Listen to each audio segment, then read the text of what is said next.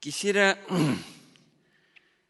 contarles algo sobre una investigación que hemos venido haciendo en los últimos 2 años y medio y que me parece puede contribuir a reubicar o reflexionar sobre los debates actuales sobre cultura y desarrollo. Voy a referirme especialmente a México, cuyo desenvolvimiento de infraestructura cultural, como ustedes saben, y aquí en San Luis tienen en los últimos años un conjunto de evidencias, ha sido de los más asombrosos y espectaculares, inclusive de América Latina, desde los sitios arqueológicos, los museos de antropología, arte e historia, hasta estas nuevas construcciones, espacios de desarrollo cultural de los últimos años. Se ha llegado a contar, sobre todo en la segunda mitad del siglo XX, en México, también con programas muy consistentes en lo que se llama mal artes cultas, pero para que nos entendamos, y también en las culturas populares. La industria editorial mexicana lideró junto a la Argentina la producción en español hasta fines de los años 70. La radio, la televisión y en algunos periodos el cine también se expandieron en México y en los mercados internacionales. Sin embargo, a partir de la crisis económica de 1982, México estancó su crecimiento. El Estado privatizó instituciones y medios de comunicación, canceló programas públicos y en general redujo su apoyo a la educación, la ciencia y las culturas populares. A todo ello debe agregarse el impacto de las tecnologías digitales que transformaron, como en otras sociedades, los modos de producción, circulación y consumo de los bienes culturales. Todo esto genera tensiones, nos ha suscitado preguntas como ¿seguirá habiendo libros en el futuro? ¿Seguirá habiendo librerías, tiendas de ventas de discos? Son preguntas internacionales que México comparte y sobre las que podríamos recordar algo de lo mucho que se viene estudiando en la bibliografía mexicana e internacional. Pero aquí vamos a explorar el sentido conjunto de estos cambios desde las perspectivas de las nuevas generaciones, prestando especial atención a las estrategias creativas y a las redes sociales y culturales que desarrollan los jóvenes para autogenerar empleos e insertarse en nichos de creatividad y sociabilidad. Las consecuencias del pasaje del Estado proveedor y administrador a las nuevas iniciativas de empresas y fundaciones privadas se aprecian mejor si tomamos en cuenta la situación social y los emprendimientos de los jóvenes en las artes, la música, las editoriales independientes y las prácticas digitales. Este conjunto de materiales relacionados con las nuevas generaciones me parece que nos ayudan a ver en una perspectiva un poco más amplia, más cualitativa, relacionada con la vida cotidiana, lo que muchas veces viene diciéndose con razón acerca de la importancia de la economía de la cultura, del lugar que la producción cultural tiene en el Producto Interno Bruto. Si tomamos referencias de muchos países latinoamericanos, europeos, Estados Unidos, aún asiáticos, vemos estudios de los últimos años que estiman que entre el 3 y el 7% del Producto Interno Bruto de muchas naciones tiene que ver con la actividad cultural. Atrae inversiones, genera empleo y todo esto ha vuelto a los productos simbólicos tema de análisis de mercados y de crecimiento económico. En México Ernesto Piedras, el principal economista de la cultura, ha estimado que la producción de bienes y mensajes culturales abarca un 7,3% del PIB. Sin embargo, en las políticas públicas y en los medios se sigue hablando de la noción de cultura como un fenómeno ligado a las artes, el saber y la educación, con bajo reconocimiento de su papel social y económico. Entonces, una primera observación en esta relación entre cultura y desarrollo es aceptar la reubicación internacional de las conexiones entre ambos procesos, ambos términos, pero también de inmediato debemos aceptar que se desvanecen promesas de que la gestión cultural puede contribuir a atraer inversiones y crear trabajos, por la reducción del papel del Estado, por la privatización de muchas actividades que tienen que ver con los bienes simbólicos, porque ha disminuido el ritmo de crecimiento de la economía mexicana, por la fuerte concentración de la producción en unas pocas empresas de televisión y espectáculos, en editoriales transnacionales, etc. Como consecuencia del aumento del desempleo y la disminuida capacidad adquisitiva de los salarios, cae el consumo de libros, discos, videos y, en muchos casos, la asistencia a espectáculos. La llamada piratería o circulación informal de muchos bienes culturales y las crecientes oportunidades de acceso digital mediante descargas de la red acentúan el deterioro económico de la producción cultural. En México, como en otros países, surgieron en las 2 últimas décadas expectativas de que la llamada sociedad de la información o del conocimiento engendrara ciudades llamadas ciudades creativas o ciudades del conocimiento. Se utopizó que podíamos pasar de las urbes contaminadas por la concentración fabril a ciudades impulsoras de la renovación digital e informacional, donde todos los sectores pudieran acceder a trabajos inteligentes. Ciudades diseñadas para propiciar un desarrollo económico basado en el conocimiento científico, las tecnologías avanzadas de información y una fluida interconectividad global. Se trataría de usar la investigación e innovación como recursos claves para añadir valor a la producción y propiciar un desarrollo acelerado con mayor competitividad internacional. Fomentar la articulación entre universidades, empresas y creadores, facilitar el acceso a las nuevas tecnologías comunicacionales de todos los ciudadanos, orientar la educación formal e informal para elevar el nivel educativo de toda la población. Y hay muchos ejemplos internacionales en que se ha visto que esta reconversión de las ciudades como Boston y Seattle en Estados Unidos, Cambridge y Manchester en Gran Bretaña, el famoso ejemplo de el Museo Guggenheim transformando una ciudad española y luego siendo copiada por otras que querían repetir el milagro, etc. Pero, ¿qué viabilidad tiene en América Latina este tipo de emprendimientos? No es casual que algunas ciudades latinoamericanas en las que se ha producido o se intentó construir estas llamadas ciudades del conocimiento o de la cultura o de la creatividad, en breve tiempo vean caer sus innovaciones. Me gustaría ejemplificarlo brevemente con el caso de Monterrey. En 2004, Barcelona creó un Fórum Universal de las Culturas que suscitó muchas polémicas sobre los vínculos entre el crecimiento urbano, espectáculos y expansión del saber. La segunda edición de ese fórum se desarrolló en Monterrey entre septiembre y noviembre de 2007.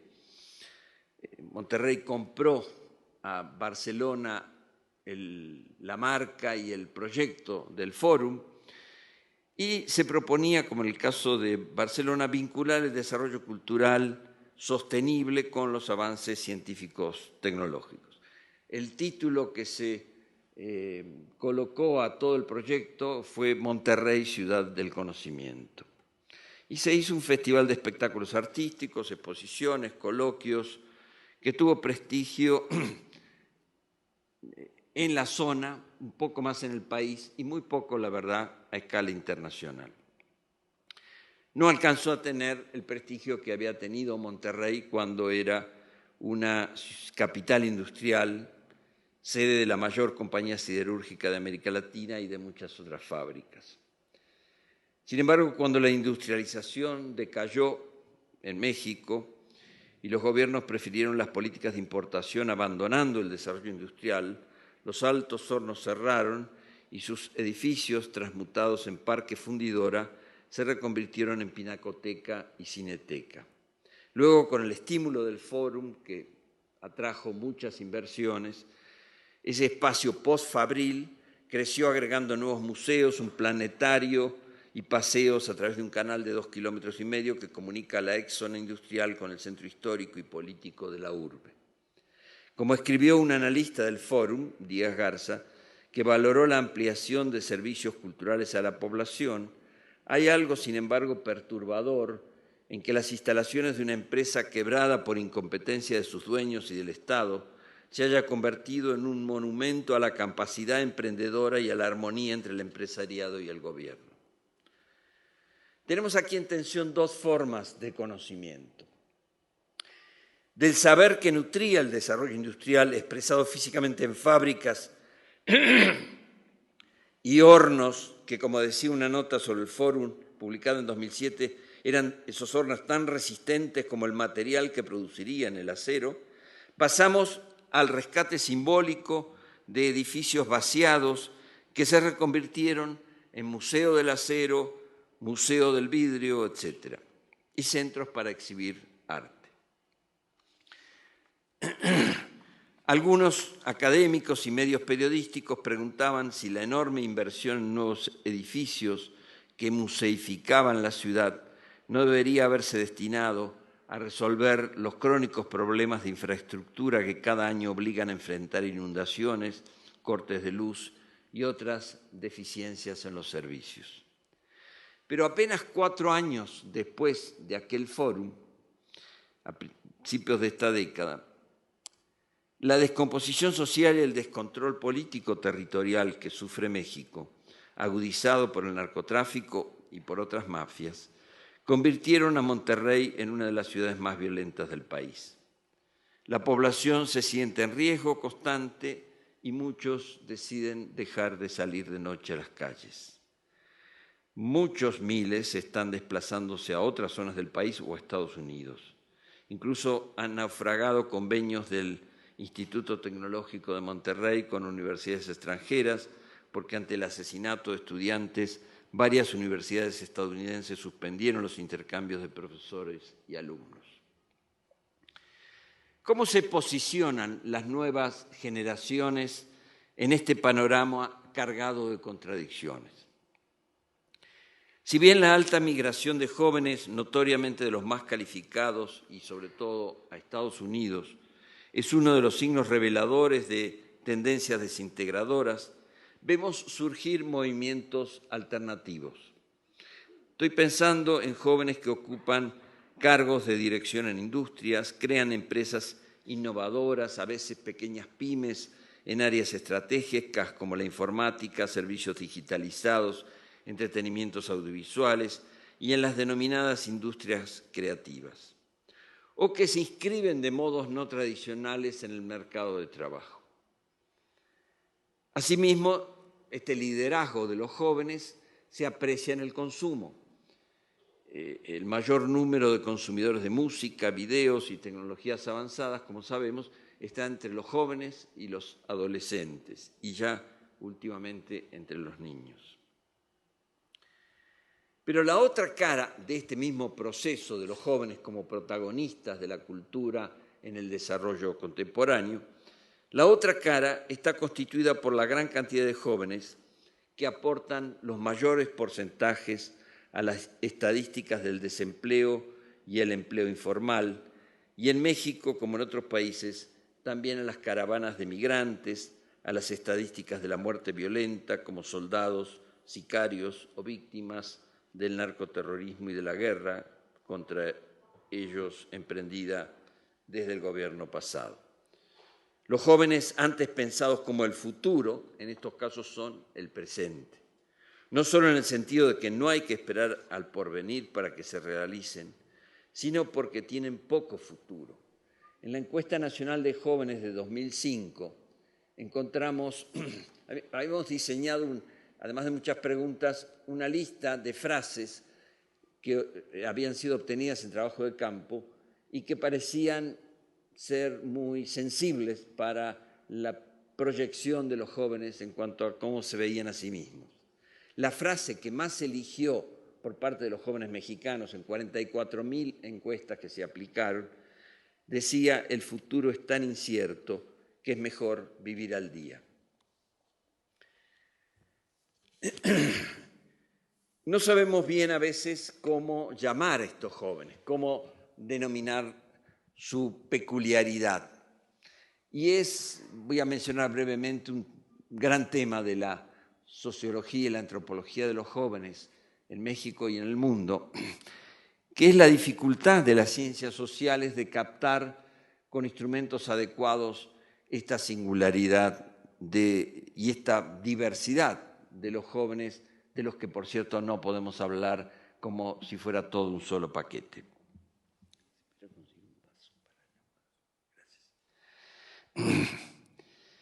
Es así que hemos oído hablar de los jóvenes como bandas, como tribus urbanas.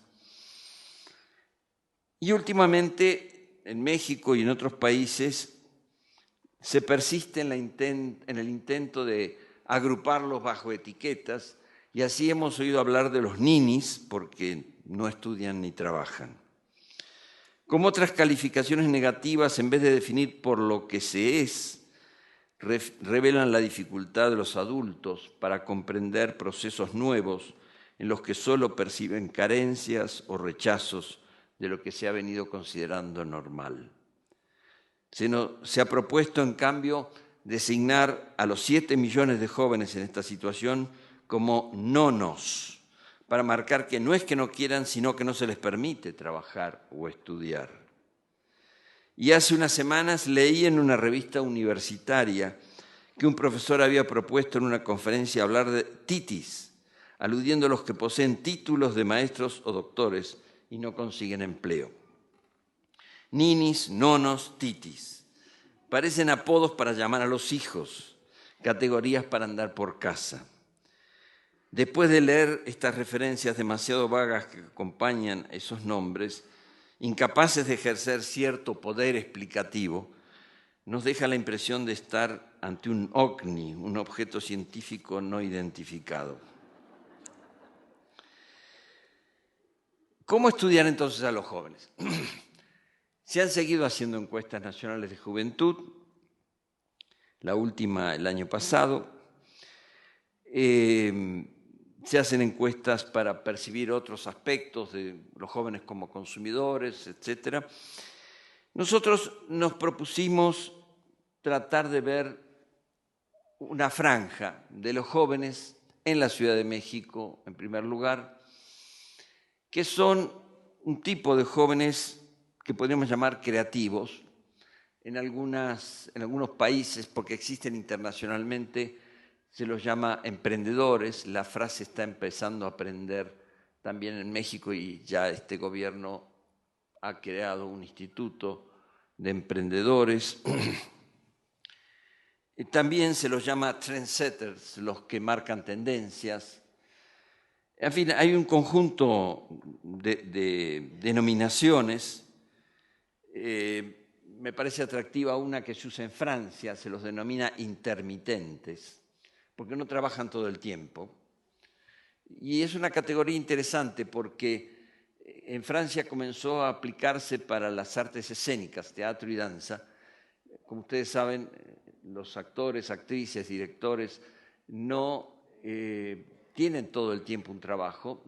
Ponen una obra, si les va bien dura 3, 6 meses, después se quedan sin trabajo, tienen que preparar otra, quién les paga o no consiguen.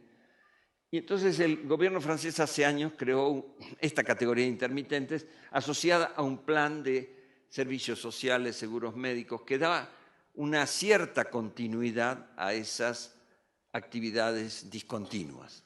Pero la expresión ha pasado a la bibliografía internacional sobre jóvenes para denominar precisamente esta intermitencia, esta falta de continuidad en la actividad laboral.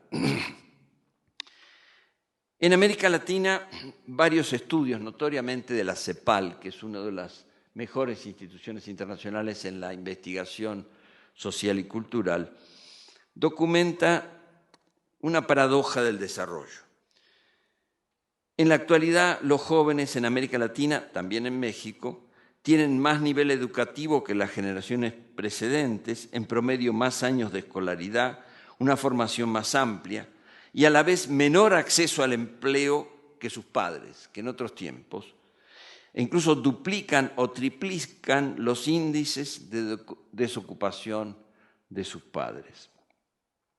Vean, si quieren algo sobre esto, los trabajos de Martin Hoppenheim, por ejemplo, que es el director del área de ciencias sociales de la CEPAL y especialista en jóvenes. Pero lo que nos asombra aquí no acaba en esta afirmación. En medio de condiciones laborales más inciertas, los jóvenes logran crearse empleos, innovan en los modos de agruparse y hacer redes, sobre todo quienes desempeñan actividades creativas. En la Ciudad de México elegimos algunas de estas actividades: artistas visuales, editores independientes, músicos y algunos que se ocupan en prácticas digitales.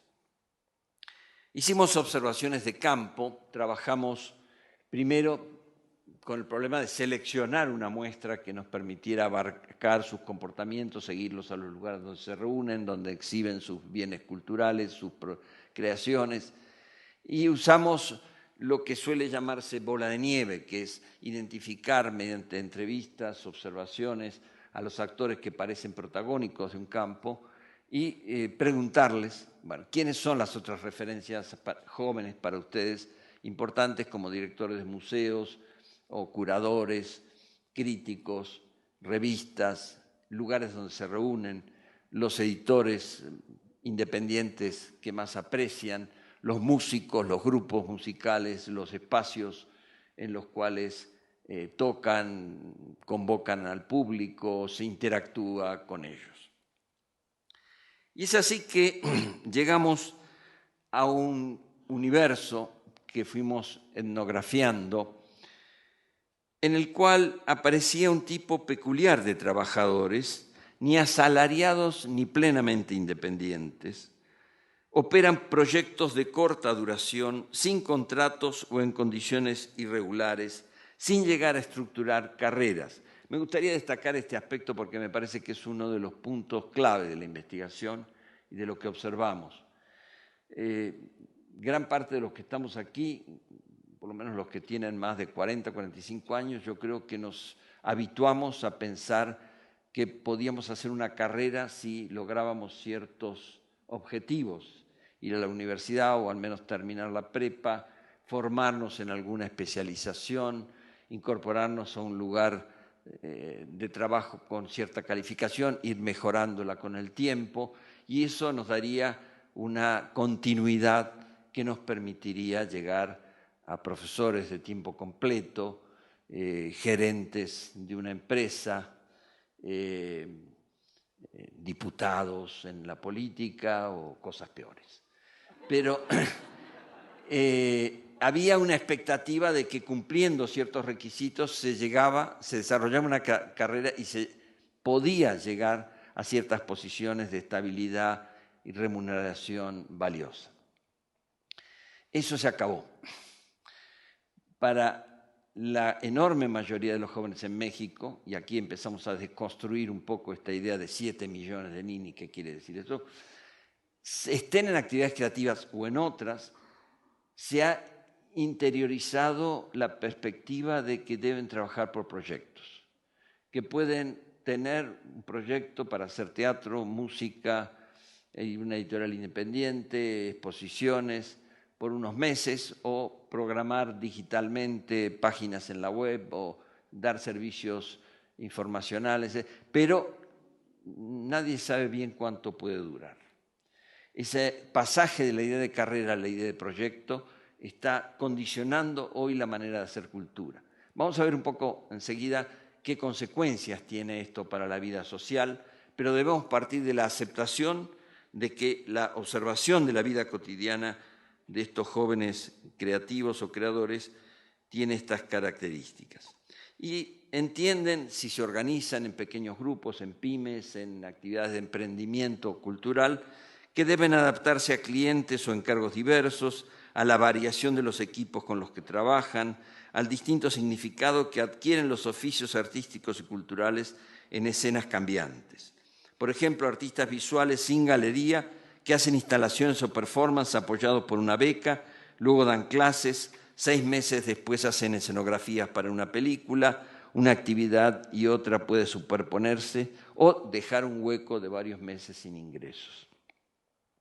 Los limitados recursos y la fragilidad de sus desempeños los obligan a combinar las tareas creativas con actividades secundarias.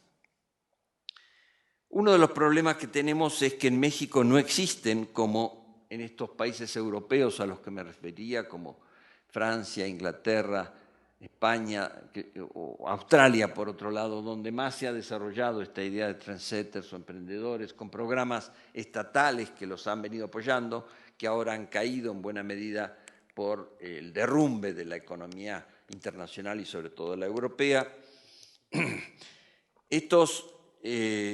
En estos países existen censos de artistas, de músicos, pero en México no tenemos nada de eso, ni estadísticas claras que capten los nuevos procesos creativos, ni cómo se organizan para crear y difundir sus trabajos, en buena parte a través de redes digitales. Por eso decidimos partir en una primera etapa de este camino etnográfico de observar, recoger información, asistir a los lugares, describir lo que iba apareciendo. Quiero mencionar aquí, ya que hay 2 libros publicados sobre esta investigación que creo que deberían poderse conseguir en librerías, están en las de la Ciudad de México. Uno es Jóvenes, Culturas Urbanas y Redes Digitales, que lo coordinamos, lleva más abarcadora, y comenzamos a hablar con economistas de la cultura, especialmente con Ernesto Piedras y un grupo de jóvenes economistas egresados del ITAM que trabajan con él, y les entregamos una cantidad de preguntas, a las que me voy a referir un poquito más tarde, para que investigaran como economistas de la cultura. Discutimos algunos de los resultados que no coincidían con lo que habíamos visto en la etnografía. El resultado es un libro que acaba de aparecer, publicado por la UAM y el FONCA, porque se hizo esta parte del estudio con un apoyo del FONCA, y se llama Jóvenes Creativos, Estrategias y Redes Culturales. Los coordinadores fuimos Ernesto Piedras y yo. Voy a dejar estos 2 ejemplares aquí para que tal vez, estando en una biblioteca, en un lugar accesible, puedan ser consultados o multiplicados, como ustedes quieran, pirateados, todo lo que quieran. No en todas las áreas que mencioné se desenvuelve esta configuración distinta de la vida cultural representada por los jóvenes de la misma manera. Una de las claves que tenemos que considerar muy seriamente es el enorme papel de los recursos digitales. Si hubiéramos estudiado antes del 2005, estos fenómenos seguramente ya existían por lo que hemos empezado a ver, pero tendrían otro aspecto porque no había redes digitales, no había redes sociales. Y así hay otros aspectos de la participación, de la comunicación, de la interacción entre jóvenes y entre grupos de jóvenes creadores y trabajadores culturales, gestores, que se ha modificado enteramente por esto que podríamos llamar la cultura laptop o la cultura smartphone. En dos de los estudios realizados en México, el que hizo Edina Ortega sobre prácticas digitales y el de Julián Butza y Claudia Jiménez referido al desplazamiento de la creación musical de los discos a las descargas y redes, se registra el papel ascendente de las tecnologías en la producción cultural, en la comunicación de contenidos y en nuevos hábitos de vinculación y agrupamiento de un alto número de jóvenes. Por su parte, la investigación en Madrid reveló el papel decisivo de las tecnologías avanzadas en la generación de tendencias innovadoras en las prácticas audiovisuales, en los estilos de consumo, la capacidad de estos jóvenes de volverse trendy y desplegar emprendimientos originales en el diseño urbano, en la moda, crearse empleos en nuevas profesiones como las de cool hunters o hacktivistas. Aún prácticas culturales donde lo digital no parecería central, como las artes visuales, están atravesadas, reconfiguradas por los dispositivos tecnológicos. Pero es interesante cómo el estudio etnográfico de cada área o escena lleva a diferenciar el papel de los recursos tecnológicos en interacción con cada lógica histórica de la creación, ya sea artística, literaria o musical, con las condiciones materiales de producción e innovación, con estrategias autoconstructivas, comunicativas y de agrupamiento que varían según la práctica cultural. Francisco Cruces, que coordinó la investigación en Madrid, se pregunta en este libro, al leer transversalmente los distintos estudios que se hicieron en Madrid sobre distintas prácticas culturales, si de lo que se trata es propiamente del peso de lo digital, en su sentido técnico fuerte, como numerización o codificación digitalizada de la información, o más bien de una generalización de la conectividad, facilidad de acceso a dispositivos, convergencia digital, continuidad de la vida on-offline, posibilidad de hallarse conectado de modo permanente. ¿Acaso convenga diferenciar lo digital propiamente dicho como el desarrollo de una cultura laptop o cultura smartphone, o sea, la disponibilidad de artefactos de procesamiento cada vez más potentes y pequeños, frente a la conectividad concebible en términos de la red 2.0, como participación usuaria en ciertos modos de experiencia y conocimiento abiertos, sincrónicos y deslocalizados? En todo caso, a lo que apuntan los datos es a la necesidad de concebir lo tecnológico de una manera amplia. No se reduce a una mera herramienta. Tiene consecuencias en una multiplicidad de niveles del comportamiento. Tampoco es reductible, dice Francisco Cruces, a tornillería, cuestión de soportes y dispositivos. Para hacer justicia al alcance de la digitalización de la cultura, es preciso tener en cuenta sus implicaciones políticas, estéticas y relacionales. Y voy a decir algo más de un poquito de cada una de las distintas áreas culturales. Aquí una pequeña observación de cómo tuvimos que ir cambiando la conceptualización sobre la marcha. Yo he estado muy entusiasmado en varios periodos con la obra de Pierre Bourdieu y he adoptado mucho la noción de campo cultural. Entonces dijimos, vamos a trabajar el campo de los artistas visuales, el campo de los músicos, el campo editorial. Pero lo que íbamos viendo cuando derivábamos preguntas de esta noción de campo cultural es que los artistas o los músicos hablan más, no hablan de campos, sino que hablan de escenas, plataformas, circuitos, y ese vocabulario tiene que ver con la manera transversal en que se intercomunican y pasan incluso de una práctica o de una disciplina a otra. ¿Cómo modifican las tecnologías recientes los modos de hacer artes visuales? Por un lado, relativizan la jerarquía entre las generaciones, vuelven más horizontales los vínculos y cambian la relación pasado, presente, futuro. Un artista de la generación de los 90 lo expresa de este modo. A veces pienso, dice, que tiene que ver con el pensamiento que subyace a Internet. Por decir, la idea de copy-paste es como sin digestión. También está el control Z, ir atrás. Ahora borras todo y vuelves a empezar. Siento que son herramientas que nos han hecho pensar de otra forma, pero todavía estamos en un punto en que no acabamos de digerir como con un juguete nuevo, tratando de entender. Y es eso lo que está sufriendo este cruce de generaciones entre la nuestra, la de los 90, y la que está ahorita. Las autoras de esta sección del estudio, que fueron una artista visual, Verónica Gerber, y una antropóloga, Carla Pinochet, observan que los más jóvenes, aunque saben que la información en Internet pareciera quedarse en la superficie, ven en los links y en esa aparente ligereza la posibilidad de construir una red de conexiones útil para un entorno en el que cada vez es más necesario conocer gente que aporte conocimiento desde su campo. Un estudiante de la Esmeralda les dijo a ella, a las investigadoras, siento que somos una generación que enaltece la cualidad Bluetooth, es decir, estar abierto con tu información transparente, lista para ser intercambiada y para recibir. Creo que nos interesa la comunicación fácil y digerible. Puede ser cierto que el resultado sea pobre en contenidos y que tenga fisuras y problemas, pero justamente para evitar eso, entre más grande sea la red, mejor.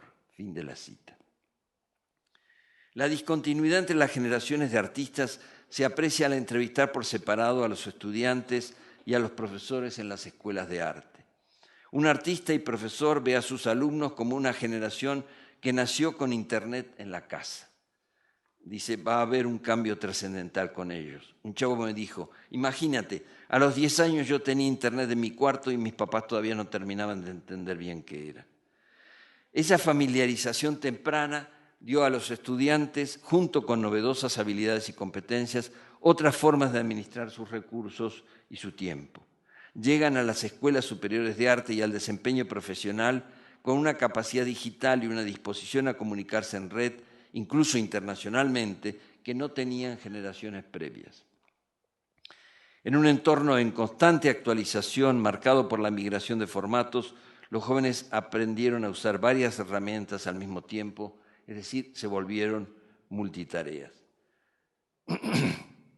Pero los jóvenes, como dice una investigación semejante en Estados Unidos, de Watkins, no solamente hacen multitarea con los medios digitales, hacen multitarea con todos los medios que utilizan, Internet, la música, la televisión, los libros y las revistas. Una mayoría decisiva en Estados Unidos, el 95%, escucha música la mayor parte del tiempo que utiliza la computadora y el 72% ven televisión mientras utilizan la computadora, que es su actividad primaria. Ser un artista multitarea constituye también una exigencia del medio en que actúan, pues incita a los jóvenes a combinar funciones, roles y aceptar encargos de variada índole para mantener a flote sus economías personales. La mayoría, dice uno de ellos, la mayoría tenemos 1 o 2 trabajos y mientras estás en un trabajo vas pensando en el otro. Mandas mail sobre un proyecto mientras te metes a Skype o distintas redes para armar la producción y la gestión de otros eventos o proyectos.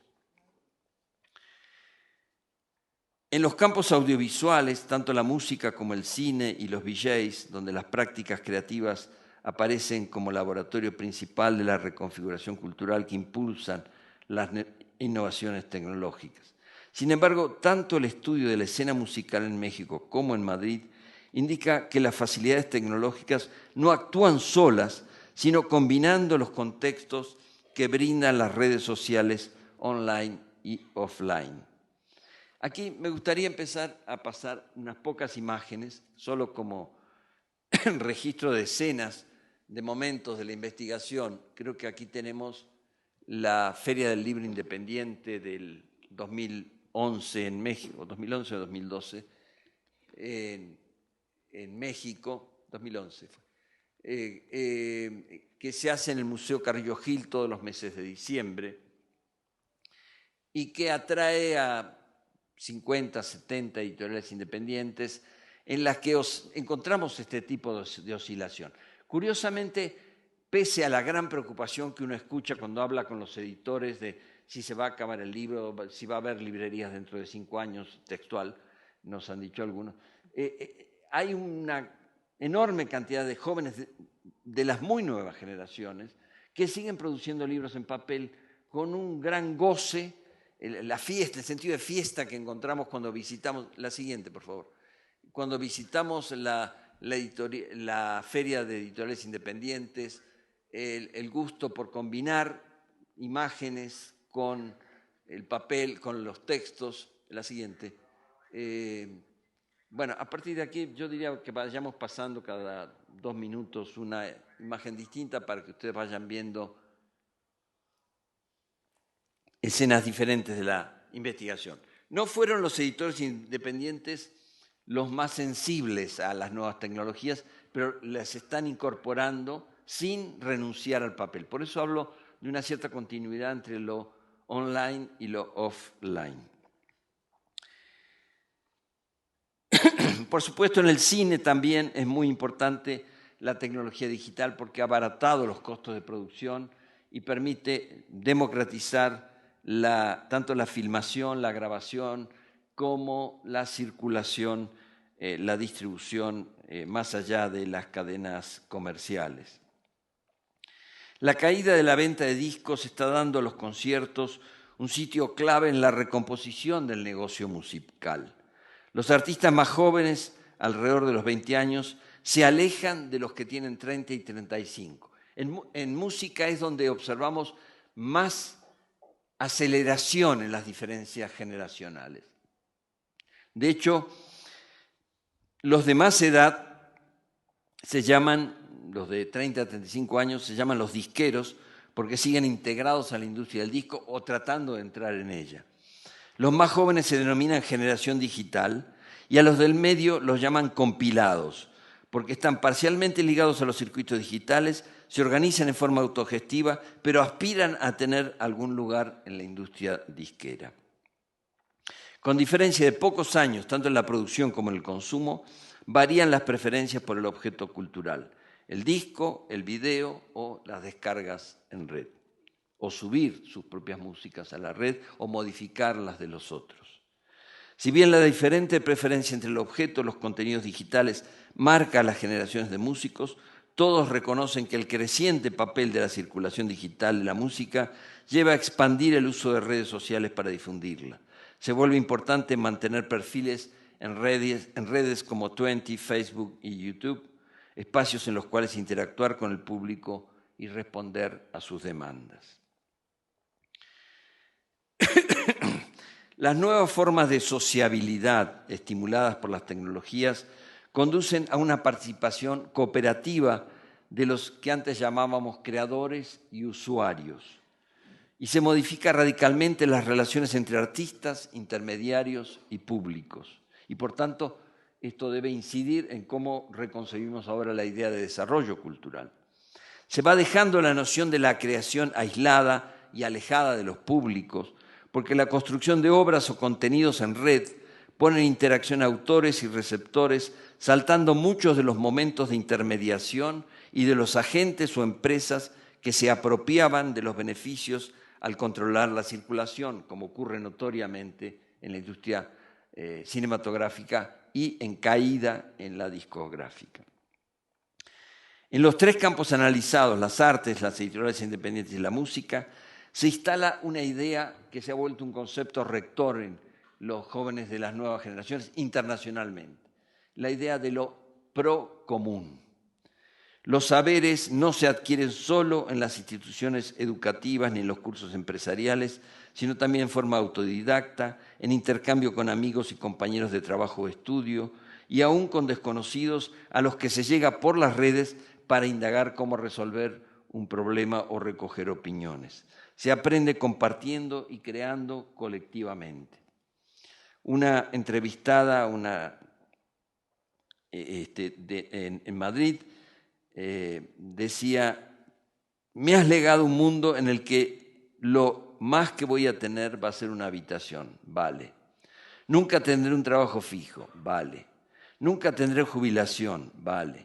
Pero quiero estar conectado, quiero acceso a la cultura porque la cultura es abundante. Y como es abundante, no me apliques ahí una escasez artificial. Y ahí hay una lucha que no tiene una expresión ideológica de izquierdas o derechas, va por otra galaxia. Fin de la cita. El concepto de procomún como acervo de productos culturales y herramientas para producirlos y ponerlos a libre disposición de quienes deseen usarlos, da un vocablo más para designar a este tipo de actores que estamos describiendo. Hablamos de emprendedores, trendsetters, intermitentes, jóvenes creativos. Bueno, hay muchos que están hablando, sobre todo en Europa, pero ya también en México, de hackers, pero en un sentido distinto del que se suele usar esta expresión. No es el espía que asalta páginas ocultas, sino el que, en nombre de una ética del compartir y la cooperación, propicia la información libre, el acceso ilimitado, la descentralización de la creatividad. Y esto cambia también la manera de situarse, posicionarse en la red. Dice otra entrevistada en Madrid, dice, somos hacktivistas y nos diferenciamos de los que simplemente están en los bloggers. En los blogs son bloggers que quieren poner su foto, como en Facebook. El hacker, dice, siempre ha ido por la vida con seudónimo. En sus manifestaciones radicales se organizan en grupo como Anonymous, pero también dan lugar a estructuras más institucionalizadas, como de hecho existen en Madrid el Media Lab Prado y la Tabacalera, o el Laboratorio Alameda y muchos centros culturales, en parte lo que está ocurriendo en Los Faros, en la Ciudad de México y en otras ciudades del país, notoriamente en Oaxaca, en ciudades del norte como Tijuana. En otros casos, este tipo de inserción cultural de los jóvenes irradia una discusión radical sobre los vínculos entre lo público y lo privado, la circulación del conocimiento y la creatividad, la gestión de la propiedad intelectual. ¿Tiene sentido para las nuevas generaciones hablar de piratería? Para una generación que trabajando en red descubrió en Internet las herramientas de creación y comunicación más baratas y accesibles, es fácil rechazar que se los clasifique de ilegales.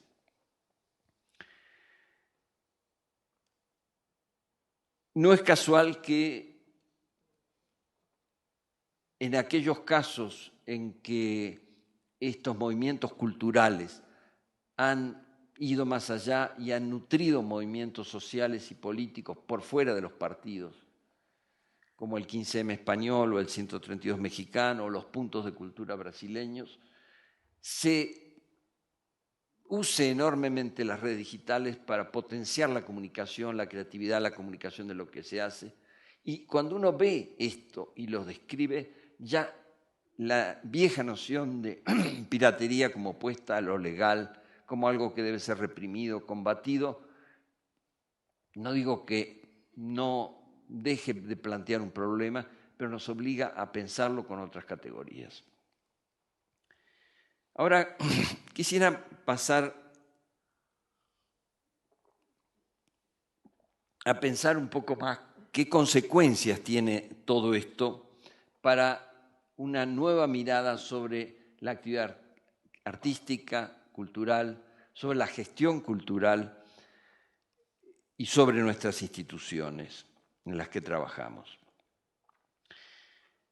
Algunos museos o centros culturales tradicionales se reorganizan para poner en conexión su programación artística con otras disciplinas o formatos y hacen, aunque sea un museo de arte, ciclos de cine, talleres interdisciplinarios, crean espacios para consulta en Internet, espacios cool, alternativos, como los llaman, dinámicos. Espacios donde se pueda hacer un aprendizaje en la sociabilidad generacional y un uso de recursos digitales fuera de los que proveían las instituciones tradicionales y, por supuesto, más allá del uso o la posesión de la computadora.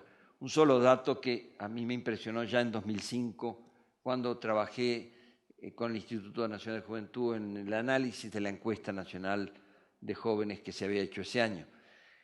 En 2005, solo el 31% de los jóvenes en México decía poseer computadora. Apenas empezaban las redes digitales y lo que hoy significa los celulares, smartphones, en ese sentido no era todavía algo presente, pero laptop, la computadora personal era muy importante, sino que solo el 31% la tenía. Pero el 72% de los jóvenes decían tener acceso a Internet. En el trabajo, en la escuela, en la sociabilidad generacional. Había muchas otras maneras. Por supuesto hay una desigualdad, hay lo que los comunicólogos suelen llamar la brecha digital, pero esa brecha no pasa solo por la posesión del aparato, sino por la capacidad de asociarse, de acceder, que sin duda se ha modificado mucho más cuando tenemos en nuestra propia mano una pequeña pantalla. Sin embargo, pese a esa ampliación, a esa expansión cultural que viene con las nuevas prácticas, no podemos perder de vista la precariedad laboral cuando la abrumadora mayoría de los jóvenes entrevistados que afirma disfrutar de lo que hace no puede imaginarse en espacios de trabajo con continuidad, con largo plazo, sino viviendo de contrato en contrato, de proyecto en proyecto.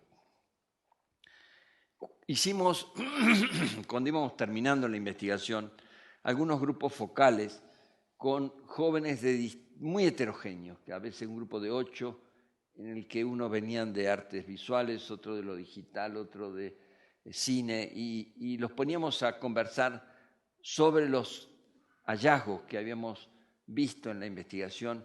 Y hubo 5 categorías que aparecieron, 5 elementos de la condición de la vida que aparecieron como claros en estos productores y gestores culturales. Ausencia de garantías sociales y prestaciones laborales, autoexplotación, trabajar todo el día a las 11 de la noche, usar la compu, empleabilidad full time, necesidad de completar los ingresos con otras actividades e incertidumbre laboral.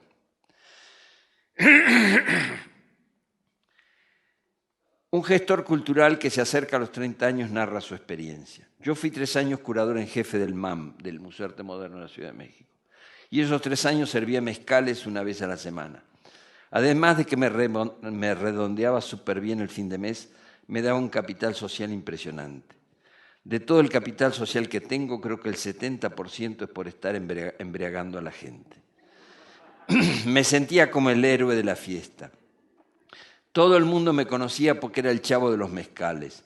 Y luego llegaba a estudios de artistas a recoger obra, me decían, tú, ¿qué haces aquí? Pues yo soy el curador del MAM. Realmente lo que vale en el medio es el capital social. Yo agregaría el capital conectivo, en el sentido de Putnam, de las redes que se establecen.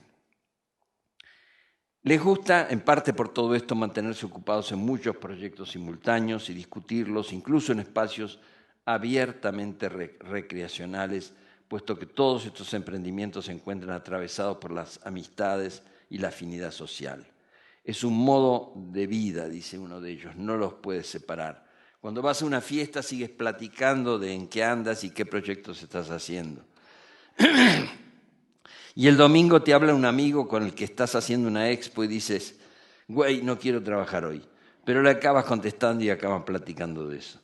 Responde un modelo social de trabajar en este medio, asevera una joven curadora. Se trata de toda una generación que ya no se conforma con hacer solo una cosa o estudiar un solo campo o tener un solo tipo de amigos.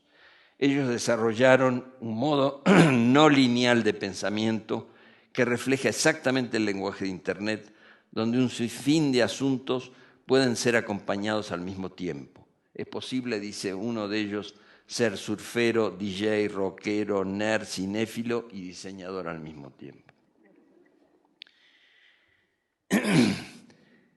Unas pocas observaciones finales más críticas sobre lo que todo este universo puede significar para las políticas culturales y el desarrollo social. Los testimonios de algunos entrevistados muestran el carácter ambivalente de estos cambios. Me decía un artista visual que trabaja a veces como productora cultural y otras como diseñadora digital. Cito. Entre la licenciatura y la maestría estudié 9 años.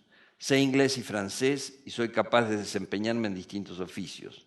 pero no encuentro trabajo que dure.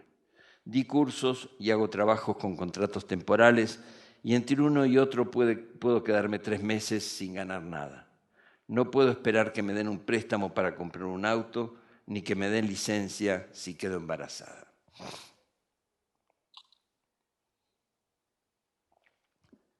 Por eso también hay que valorar, junto con la creatividad extendida, las consecuencias de esta reorganización social y económica sobre la producción cultural y el sentido de vivir juntos.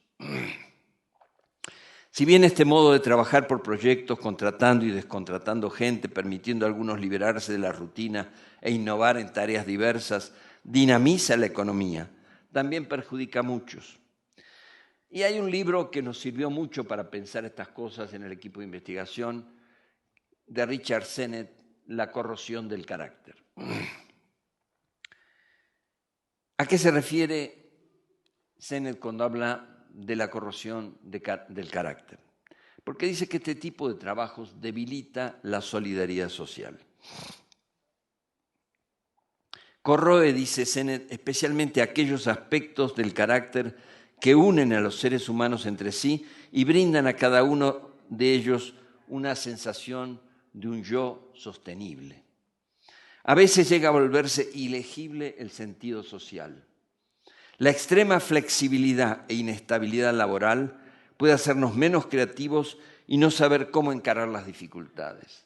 Y él da un ejemplo sencillo, analizando qué ocurre en las panaderías informatizadas. Los trabajadores ven iconos que representan el color del pan, su temperatura y tiempo de cocción, pero pierden toda relación con las diferencias físicas de los tipos de pan, italiano, francés, y con la intimidad del proceso de trabajo. En realidad los panaderos ya no saben cómo se hace el pan. El pan automatizado no es una maravilla de la perfección tecnológica. Las máquinas a veces se equivocan en los panes que están cocinando y no calculan correctamente la fuerza de la levadura o el color real del pan. Los trabajadores pueden juguetear con la pantalla para corregir un poco esos defectos. Lo que no pueden hacer es arreglar las máquinas o, lo que es más importante, preparar pan manualmente cuando las máquinas se estropean, cosa que ocurre con bastante frecuencia. Los trabajadores dependen de un programa informático y en consecuencia no pueden tener un conocimiento práctico del oficio. El trabajo ya no les resulta legible en el sentido que ya no comprenden lo que están haciendo.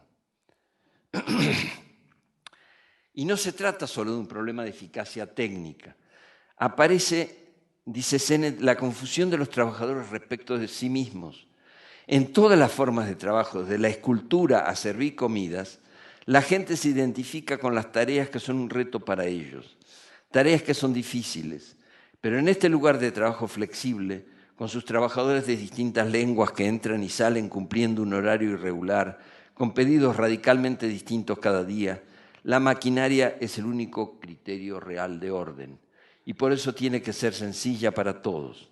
La dificultad es contraproducente en un régimen flexible. Por una terrible paradoja, cuando reducimos la dificultad y la resistencia, creamos las condiciones para una actividad acrítica diferente por parte de los usuarios.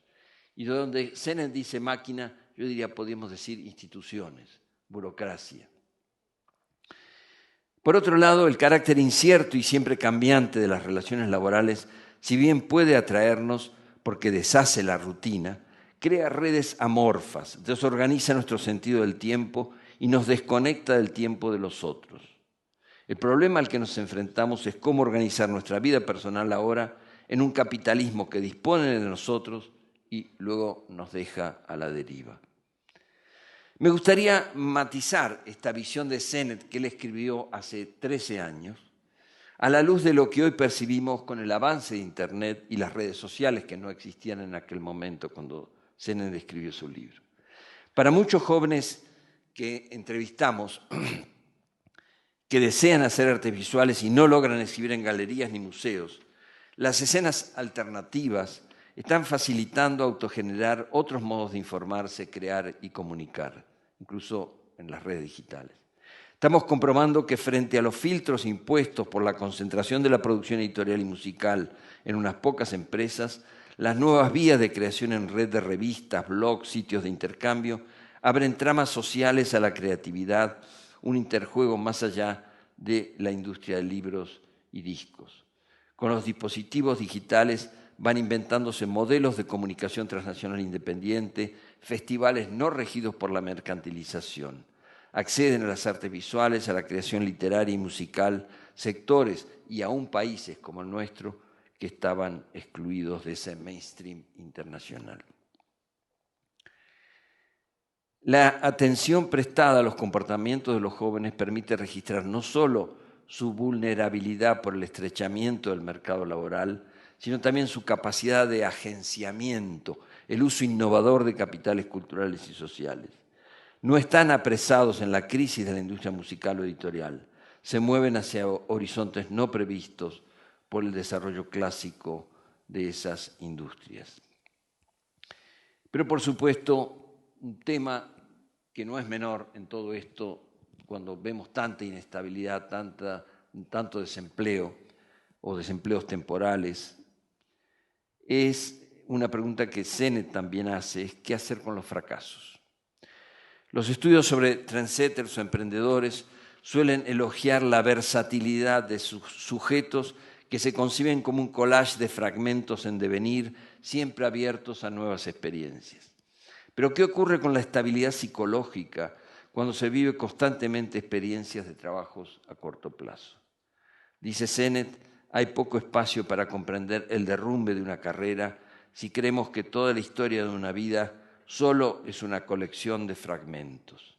Tampoco hay espacio para analizar la gravedad y el dolor del fracaso si no es más que otro incidente. Sennett, como otros antropólogos y sociólogos, ven en esta precariedad solitaria el origen de los nuevos deseos de comunidad, perceptibles en el resurgimiento de las religiones y, podemos agregar hoy, en la multiplicación y exposición de redes sociales que crean comunidades virtuales. Sennett recuerda en su libro a Paul Ricoeur cuando sostenía que para sentir estímulo al crear y desarrollarnos, es importante saber que alguien depende de mí y soy responsable de mi acción ante el otro. Cada persona puede mantener su exigencia y su creatividad imaginando constantemente que hay un testigo para todo lo que decimos y hacemos y que además este testigo no es un observador pasivo, sino alguien que confía en nosotros. Para ser fiables debemos sentirnos necesitados. Para que nos sintamos necesitados, este otro debe estar en situación de carencia. Cuando vivimos fascinados saltando de un trabajo a otro, es más difícil preguntarse ¿quién me necesita? Más bien nos instalamos en una transición vertiginosa que genera indiferencia. El capitalismo conexionista en red es un sistema que irradia indiferencia, como en los mercados del ganador que se lo lleva todo, donde es poco visible la conexión entre riesgo y recompensa. No se basa en la confianza, no hay razón para ser necesitado. Así se produce la reestructuración de instituciones en las que la gente se trata como prescindible. Estas prácticas disminuyen obvia y brutalmente la sensación de importar como persona, de ser necesario para los demás. ¿Qué cambio habría que hacer para superar la indiferencia? Termino con la última frase del libro de Sennett. No sé cuáles son los programas políticos que surgen de esas necesidades internas, pero sí sé que un régimen que no proporciona a los seres humanos ninguna razón profunda para cuidarse entre sí, no puede preservar por mucho tiempo su legitimidad. Muchas gracias.